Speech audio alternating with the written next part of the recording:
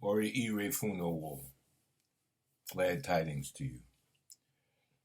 Shamona oro mi, iro mi, ati ishe mi, sodo ashe yori. I'm asking for guidance. Guide my words, my thoughts, and my actions towards success. Ashe, ashe, ashe.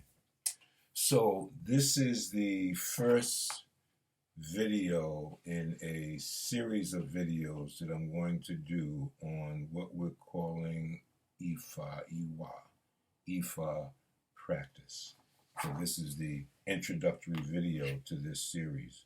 I started the other series going back and looking again at the blogs that I've done through from 2016 coming forward. And this is a second series that I'm starting. Now, really, I intended this series to be for my spiritual godchildren, Omo Ile-Ife Orisa, the children of Ile-Ife Orisa, their lessons to help advance them in their Ifa practice. But I was encouraged, motivated to open it up. So when I put it out on YouTube, it'll be available to a wider audience. And one of the reasons things that motivated me to do that is one of a number of letters that I've gotten over the years from individuals who are, just seeking. I mean, they've been called, they felt a connection to a certain Orisa, they heard about Orisa, they feel moved to Ifa practice, but no Babalawo around, no access, no teacher, no resource available to them that they can have confidence in that it's taking them in the right direction. So I'll just call her L Smith, wrote me recently in October. She said, "Hello, peace and blessings to you. My name is, and I've been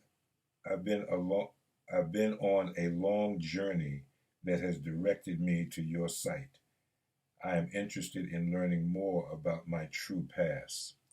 Since I was 18 months old, something has called me to Yoruba, and I am asking for assistance.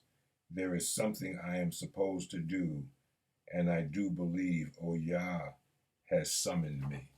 Well, that's a powerful thing, And so I know there are a lot of people out there like that. There are a lot of individuals out there like that. I was out there like that, introduced to Ifa and not really knowing, even if you do a Google search, or any kind of search on the internet, you get a lot of hits.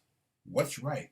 And they don't all agree with each other. What's the correct thing? What's the incorrect thing? So as the Oluranse Emese, the voice of the MSA, and our website being the official website, I was encouraged that in my role, doing videos that give people the basic information that they need to begin their practice, and at the same time, enough information that if they are seeking further, they at least have enough background to be able to ask the right questions and look for the right signs, indications that the people that they're speaking to, the Egbe that they're going to, is indeed leading them on a path that's going to fulfill them if what they're seeking is truly Ifa. And so that's what this series of videos are designed to do, to elevate my spiritual godchildren, and at the same time to reach that audience out there that is beginning their journey, right at the beginning of their journey of exploring the Ifa tradition of Orisa and Ancestor worship. So let's jump in. A people's culture is their entire design for living, passed on from one generation to the next through learning. I'll say that again. People's culture is their entire design for living. And how is that design made permanent? Well, it's passed on from one generation to the next. How? Through learning. Now, you and I both know that learning is not an exact process. Take the message train experiment as an example. You know that if we start a message from one person and pass it to someone and pass it to someone and they pass it to someone and they pass it to someone, what comes out at the other end is not what went in the beginning. Why? Because each person translates what they hear as it's coming in, and then they translate it again as it's going out. They add their own flavor, their own scent to what has been said. And so the process of passing on the culture is not exact. And one of the ways that we can place some kind of value on a culture is to take a look at its permanence. How long has a cultural tradition been able to sustain itself? Okay. And if we get into hundreds and thousands of years, then we know that we're looking at something that has great power. Okay. So a people's culture is their entire design for living, passed on from one generation to the next through learning. Now, let me pull up my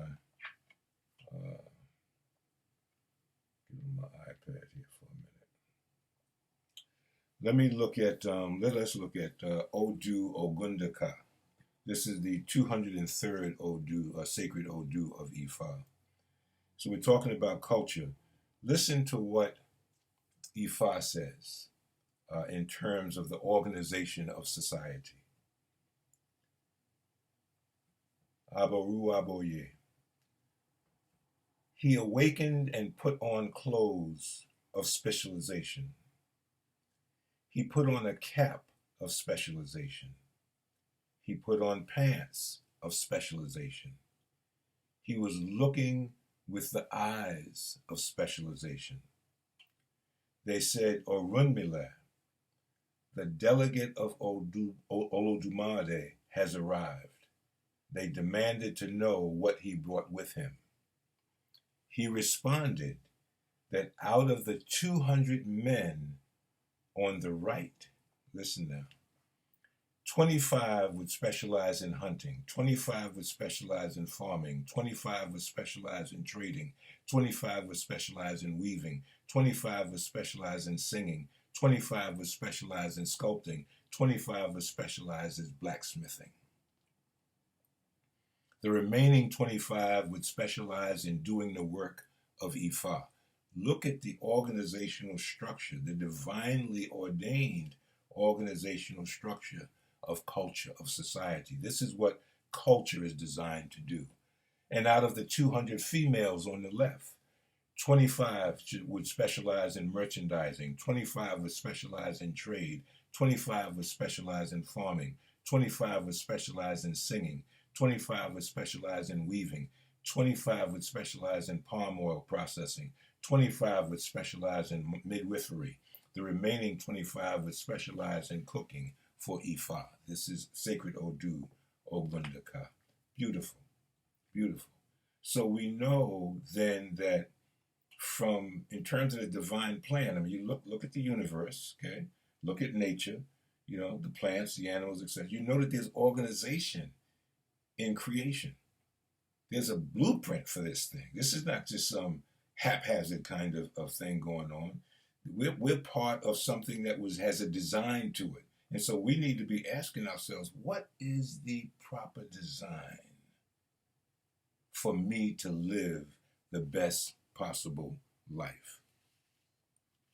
So when we say, Ifani ki isen, Ifa is not a religion, we're bearing witness to the fact that this culture, this spiritual tradition evolved, grew up in a cultural context, a context in which every institution, every activity within the culture supports the ideas, the beliefs, and the methods of Ifa.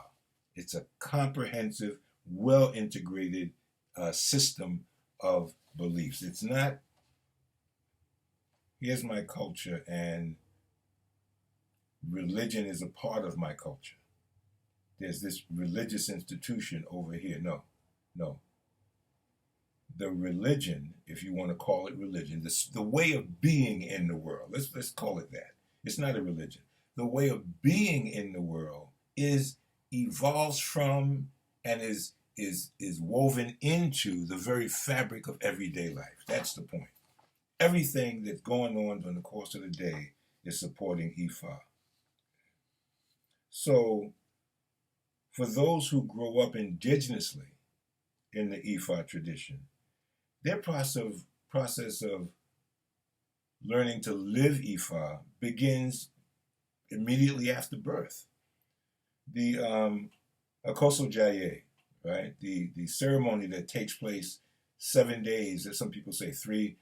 Ifa, I was taught 7 days after the birth of the child, a ceremony, a reading is done to determine what did that child come into the world to do? What's the path that they've chosen for themselves when they came in, as they were coming into the world? So Ifa, so right away, I mean, we're born, if you're born in the tradition, if you're born indigenously in Ifa, then right away you begin to absorb, to live Ifa. Okay. Trying to stay close to my notes here because I can go off here. So, for one who's born indigenously in the tradition, it's a truism. Ifani bawaye shishe. Ifa is how the universe works. That's it. It just is what it is. You think a fish thinks about water? No, of course not. It just is the way that the universe works, okay? Ifani iwati aye. Ifa is the nature of the universe. One of my prayers, Ori mi ape re, ori mi ape sen, orile ja fin labu. The fish uses its head to talk to the water. It's born in water. It lives in water. Its life is in the water. That his head is designed simply to live in the water. Okay. When we're born, we come from one tradition, Orun, heaven, into another tradition. If the tradition that we are born into is Ifa, then Ifa creates this continuation, this continuity between before and after, okay, before birth and after birth. Let me give you a couple examples to make this clearer.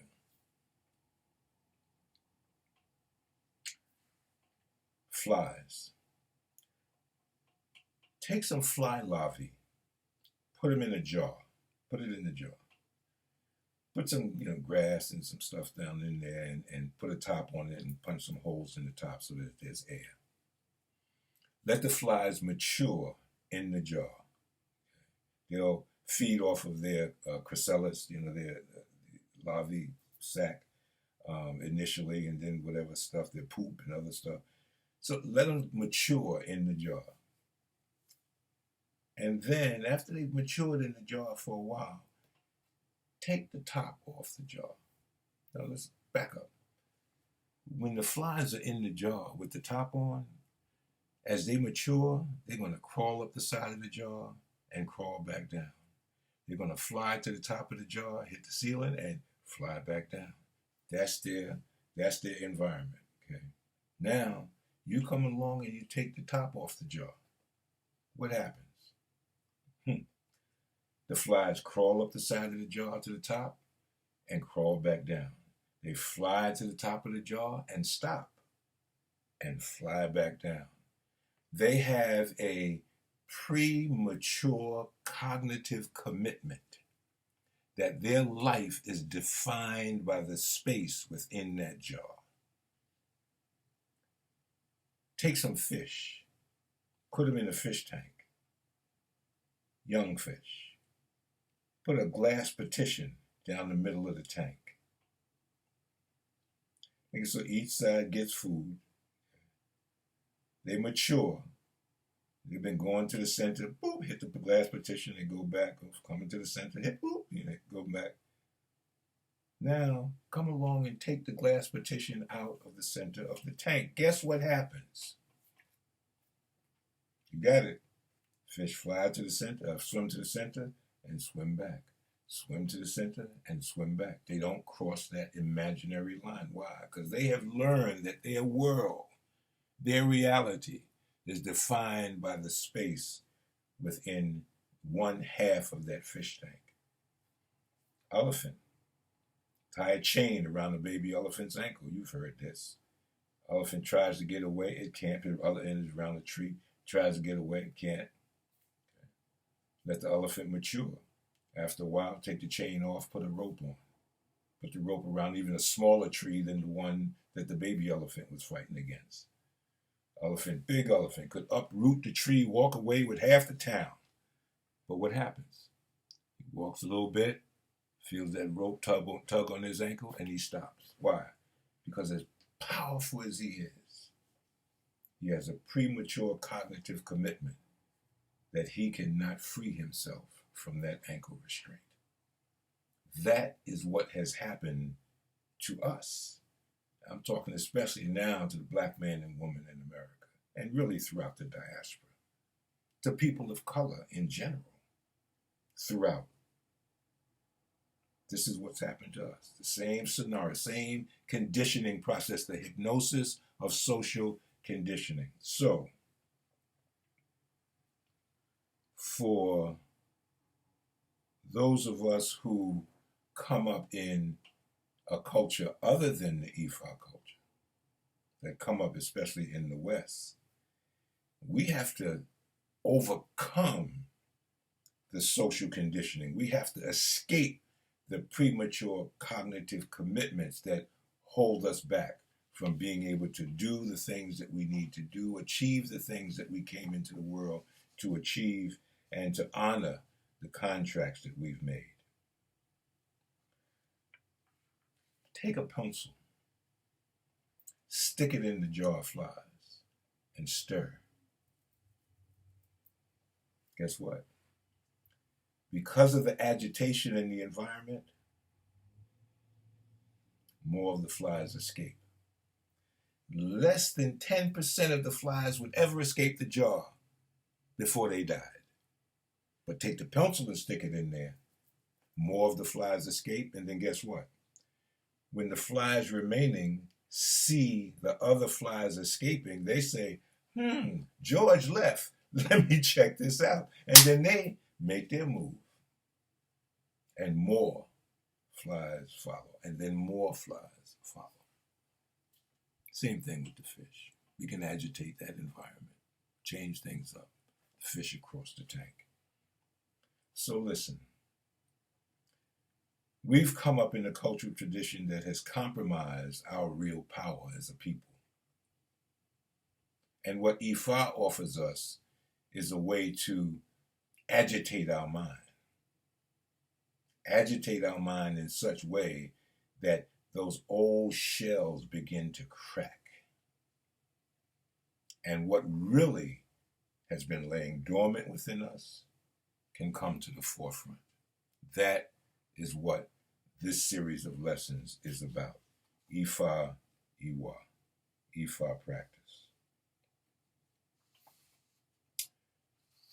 Iwa means a practice, not the verb to practice, but the noun, a practice. A practice is the actual application and use of an idea, a belief, or a method, as opposed to mere theorizing about it. Okay? So when we say Ifa Iwa, we're talking about actually the practice, establishing Ifa as a practice in our life. Why a practice? Because we weren't born in the culture. It's that simple. We weren't born in the culture. And not only that, we weren't born in the Ifa tradition, born in the Ifa culture. And this is true, by the way, even for those of us who grow up in an Ifa practicing family, but outside of the cultural environment of Ifa. Same thing is true.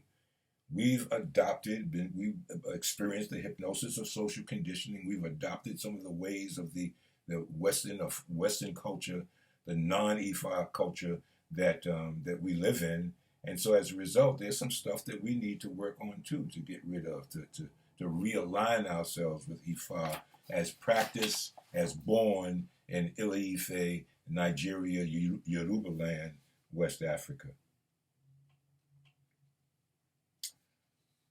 So look, in terms of establishing Ifa practice, Ifa Iwa,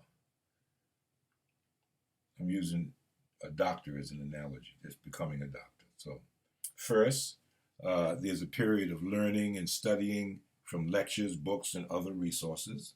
Okay, initial experience, right? Period of learning. Then there's the process of skills development.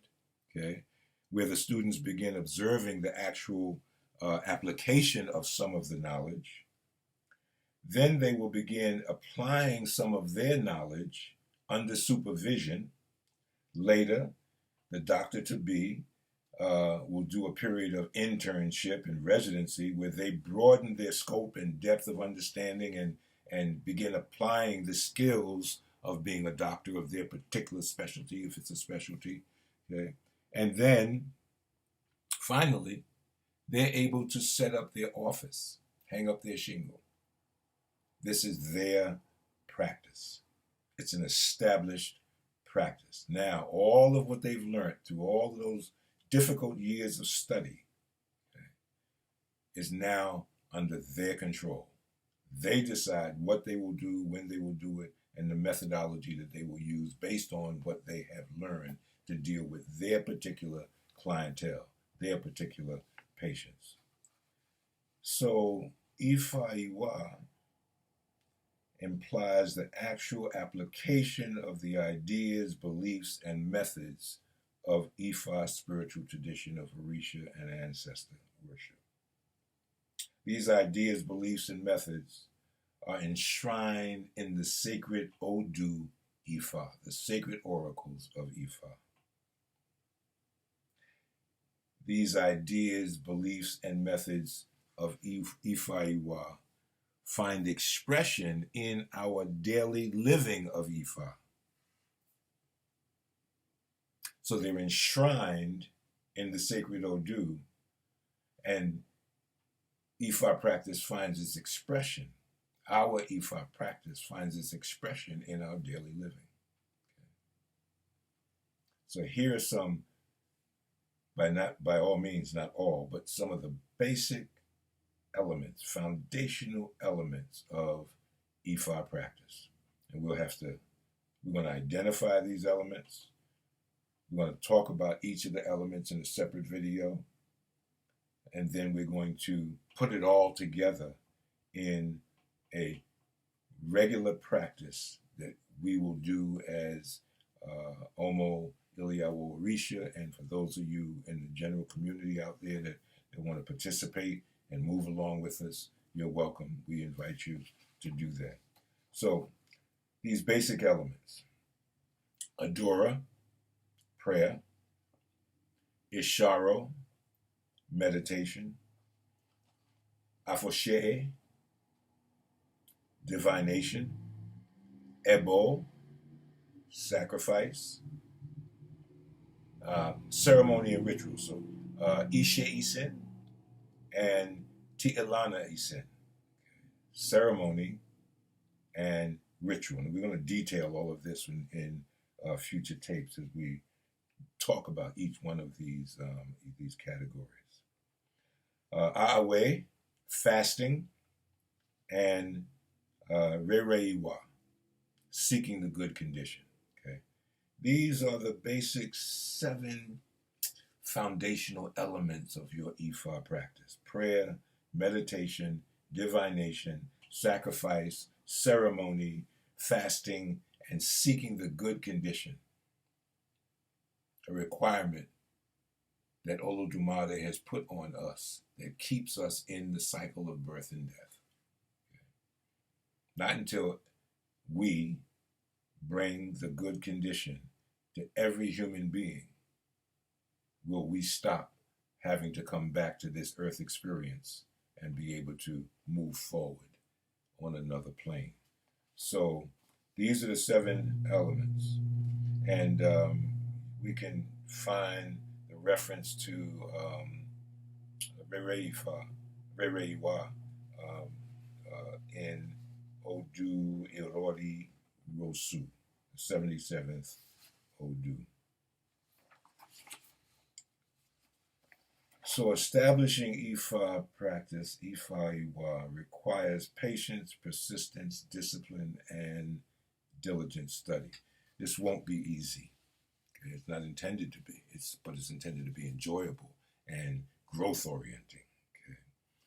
The process of establishing Ifa Iwa is one of gradually transforming your activities of Huwa Ifa into the state of Ifa Iwa. Okay?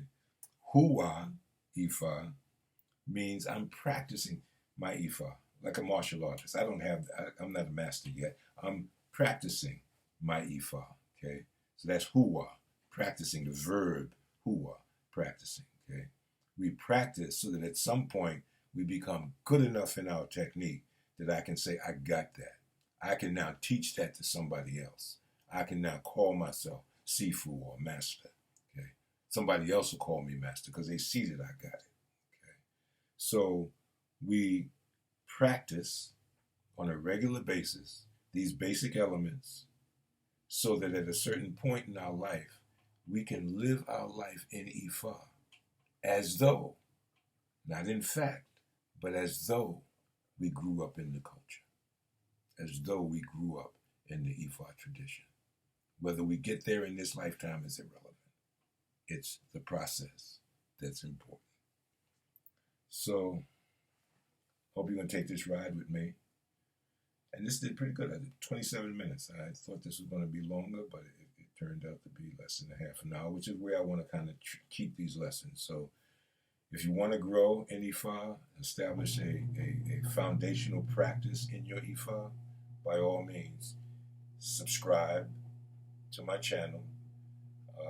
I do tapes on martial arts and the other series, that are Ifa series that I mentioned, and this. So if you click notifications, you'll be notified every time I upload something. And if you're just interested in these lessons, then just respond to the notification that one of these lessons has come out.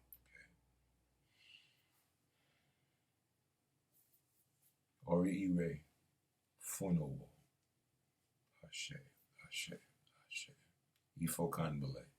Peace of mind from Olu.